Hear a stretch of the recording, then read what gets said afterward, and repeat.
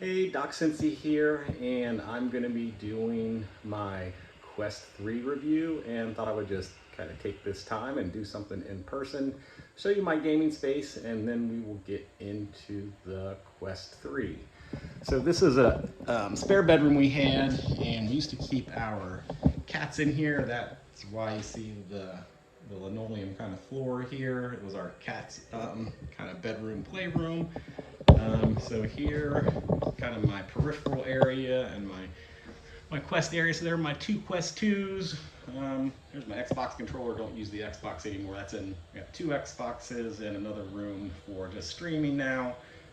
Switched to PC for all my gaming for the most part. This is, well, these are my spare battery packs. That big one right there, that is an Anker 20,000 milliamp hour. That'll run my Quest 2 for about 12 hours. It does have Velcro on the back. It is wearable. So I've got it'll be hard to get down there. I've got a Velcro pad down there you see on the back of my Bobo. I put that on there. It actually makes for a nice counterweight.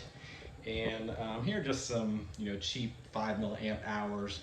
So I can go without charging Quest battery, 2 hours, each one of those, maybe 2 to 3, that's 6. About 20 hours without having to plug into anything. This thing on a 100-watt charger does take the better part of a day to charge back up once it is done. So kind of over to my area. So here is the Quest 3 that I'll be reviewing here from within the headset here. Here's just kind of my area. Here is my Mirage Soft notepad, and if Mark Choi happens to be listening to this, I want to send him out a very special happy birthday Mark. So here's kind of my gaming area. Those are Dell Quad HD 144 hertz monitors. That's what I do my gaming on now. So pretty much with the 3 monitors, I can kind of do whatever I want. I've been really spending a lot of time on Call of Duty lately. Less time on VR, more time on Call of Duty, since I found out so much better it is on PC than the Xbox. So, and there's Doc's Daily Derby page. There's VR fishing page. So, kind of pretty much have everything I need at my fingertips. Last bit of finishing off is going to be, I'm not sure if that low battery that I got on my phone interrupted this or not. I hate wires exposed and setting up. I've got some crinkles in here, so I do like the linoleum down, even on top of the carpet.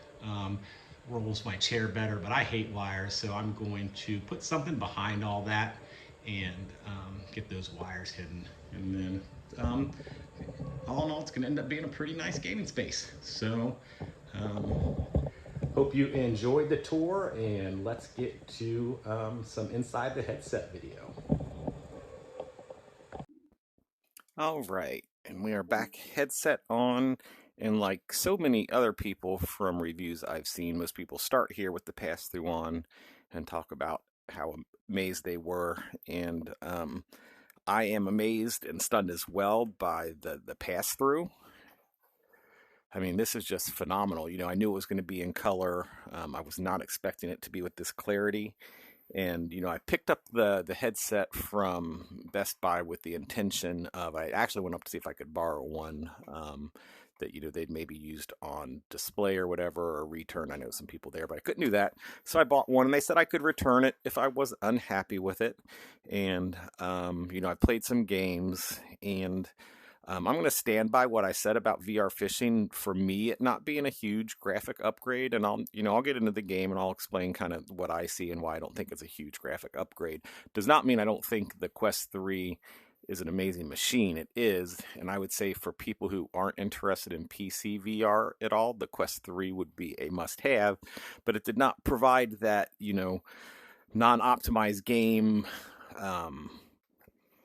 Wow graphics that, a lot of people would be hoping for, that I just didn't think I would see. And I mean, I really didn't see that. But back to this pass through. So normally I wear glasses, and when I'm gaming with the headset on and I want to do something on my computer, it's got to be headset off, then glasses on. And first thing I did, I was setting this up in the car and I got a text on my phone, which I would normally have to take headset off, glasses on, look at the phone, use the phone, glasses back on, headset back on. But when I just picked up my phone, like I would normally do, and here from this close to my face, I would normally not be able to read the date and time, and I can read it clearly. So the Quest 3 does something that makes me read my phone this close where I normally would not stand a chance. This would all be a blur. Like I would know that's my wife because it's my phone. But if that was just a picture of her that somebody showed me without my glasses on, I would probably have no idea, if it wasn't that picture, the picture that I knew. So I was stunned by that, and then that carries over to, the stuff I do when I'm gaming at home with the headset. So I can read my computer screens. Now I have to lean in a little bit, but it is, far better than taking the headset off, glasses on, looking at the computer screen, glasses on, headset on, maybe hooking my Quest up to my computer so I can pull video files off, and then the video files are on my desktop, and then it's headset off, dealing with the videos. But now I can do all that without taking the headset off. So that is the biggest selling point for me. But let's get into, my reaction to VR fishing. And I guess what I will try to do is I will try to catch a unique fish while we're doing this. So, all right, here we go. Let's get into VR fishing. People talked about the loading times being way better. I've not noticed that. I did play my Walking Dead 2 Retribution, or Walking Dead Saints and Sinners Chapter 2. So that's normally kind of a long load game. It was a long load in the Quest 3. VR fishing, what I could do is I could do a side-by-side video of it loading and time it both, and see if it really has a faster load time. But the load time doesn't bother me. Once the game's loaded, it's loaded. So, in my lodge, I've noticed what I expected. Colors are brighter, contrast is better. Some of the fine lines are smoothing.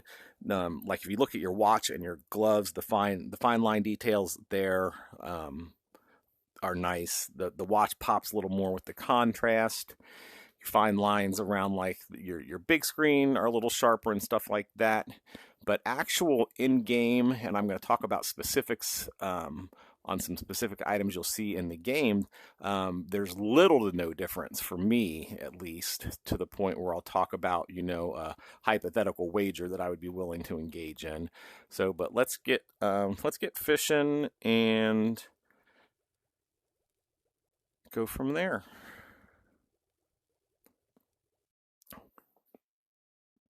Not guaranteeing I'm going to catch any specific fish or sharks here, but just might as well be doing something while I'm talking and trying to limit this, man, because I can go on forever. So first thing I noticed when I picked up my pole, pole looks a little brighter, more vibrant, nicer. Definitely noticing the improved field of view, which is also a big upgrade to the headset.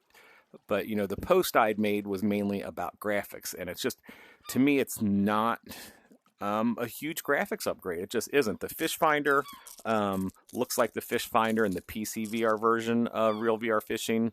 And again, that was really kind of what the article was for, was because with the all my games except this, I play in PC VR.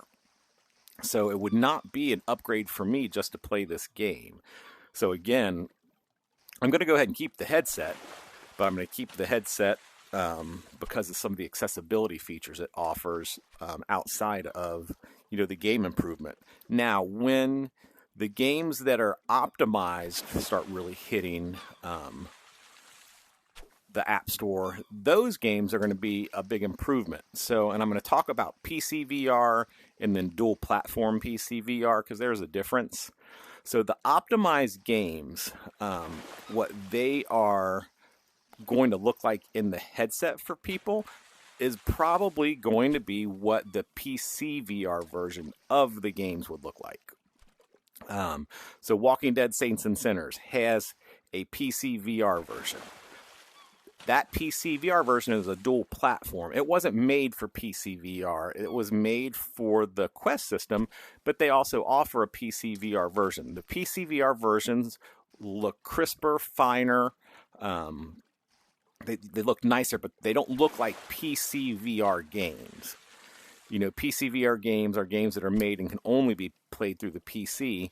And one thing people don't realize is the Quest 2 and the Quest 3 can operate well above the graphics that you get to see. It's not that they can't display the graphics, it's there's not enough room in the headset for the graphic processor. And I don't think I'm casting far enough to hit that fish. The graphics processor, you can't fit them in here.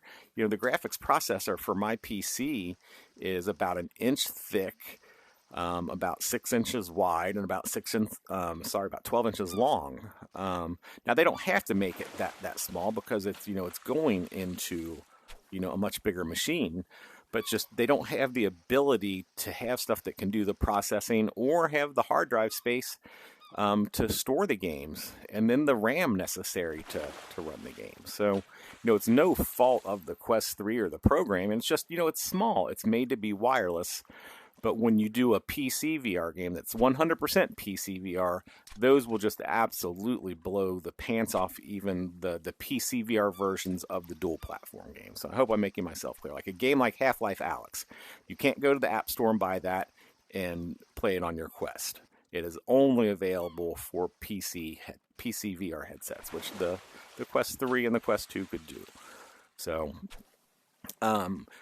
as I was, just playing and going through levels and fishing, I was fishing with a friend and, we were talking, and I got to the point where I noticed that, just sitting, fishing and playing, I wouldn't be able to tell the Quest 2 from the Quest 3 version of VR fishing unless I specifically looked for some specific things and looked closely. But just playing, just sitting here playing, talking, I wouldn't really notice the difference unless I looked at my pole. I would immediately notice. If I looked at my watch, I would immediately notice. Looking at the fish finder, I would immediately notice. Those things that are in your face that you can see that finer detail, you're going to notice. But the stuff out here in the background, it doesn't pop or anything, to the point of the wager I was telling the person I was fishing with. If I took, if we could have two headsets on the wall, one a Quest 3, one a Quest 2, and bring up random levels of VR fishing, and you wouldn't be able to side by side comparison. You would just have to step up, look in the headset, look at this scene. You might get like 5 seconds, and I don't think someone with 100% accuracy, 100 different images randomly would be Quest 2, Quest 3. All you get is, it wouldn't be a still picture. It would be in game, no fish finder, no pole in your hand, just looking forward. I don't think, because I couldn't do it. I don't think you could get 100 guesses in a row. This is the Quest 2. This is the Quest 3. The only thing that could tip you off are the pancake lenses. The field of view is nicer.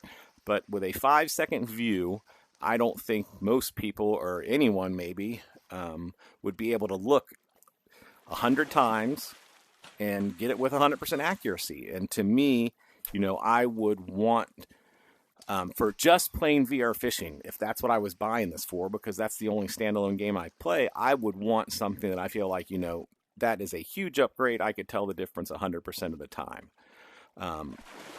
Now, when, like I said, when they come out with the games that are completely optimized for this, those games are going to look way, way nicer. So, in the end, like I said, it comes down, for me, it's a heck of a machine. If you're a Quest 2 enthusiast, never going to play PC VR, I would say this is a must-buy. But again, I know there are going to be some people out there who are like me, and it's not going to be a huge improvement at first. But I remember when I first bought the Quest 2 back in 2019, some of the games, the graphics were not great and the gameplay was janky. One thing I did not talk about were the controllers. I do love the weighting of the controllers, but like my buddy Rick, I miss the rings on top. You can, set the controllers down on something. You can carry them by the rings. But for me, the biggest thing is, pass through on. Boom, I'm at my desk. I'm able to hop on the computer. If I need to plug in my headset real quick to pull a file off, I can do it all with my headset on, work on my videos, whatever, take the headset off if I want to, if I'm going to be on the computer for a long time. But a lot of times it's just headset on for a second, headset off for a second. Or, when I'm, fishing or playing and I get a text, it's not just headset off. It's, headset off, got to grab a pair of glasses on. So solely for the accessibility feature of this improved pass-through, I'm going to keep this thing.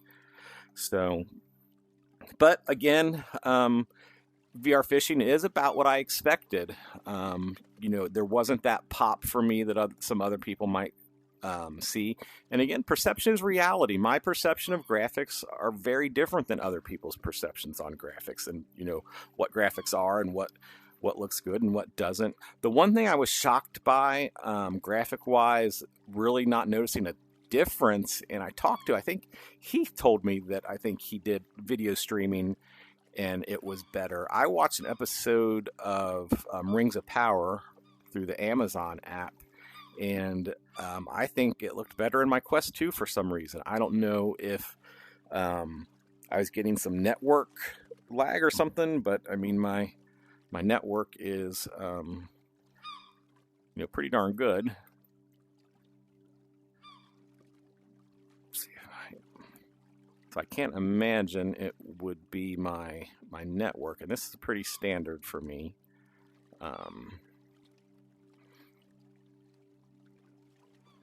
So I don't know why streaming in here did not give me a really good picture. Like I said, I don't think it was as good as my my Quest 2 for some reason. I haven't done any casting yet. I haven't done live. This will be my first recording, and Heath did a side-by-side on recording, and I agree, at least, when you record and you play the file, he did it side-by-side with the Quest 2, and the Quest 2 recording created a better recording. So I don't know, but hopefully people found this useful, and a lot of people said, how can he review it when he didn't, doesn't even have it? I wasn't doing a review. I was doing a comparison strictly on the graphic capability and why I would wait, because I would only really use it for real VR fishing. But like I said, the pass-through feature, that is a $500 upgrade for me. I'm huge into, maximizing time. And, this for me is an accessibility feature that is a dream come true. I've talked, at length before with people about how nice it would be for me to not have to take my headset off when I'm VR gaming with, going back and forth to the computer and, using my personal devices. It is a major upgrade. And I don't know the technology that, normally the closer I hold something, the harder it is to read. And, to me, this is simply dumbfounding that I can read my phone without glasses. And I'm interested to see if other people have noticed that, or if you haven't, that is a big upgrade that you may not realize that you have if you wear glasses and don't have the prescription lenses for your Quest 3 yet. So, all right. Hope everybody enjoyed or got something from this. And as always, best of luck out there to you, and happy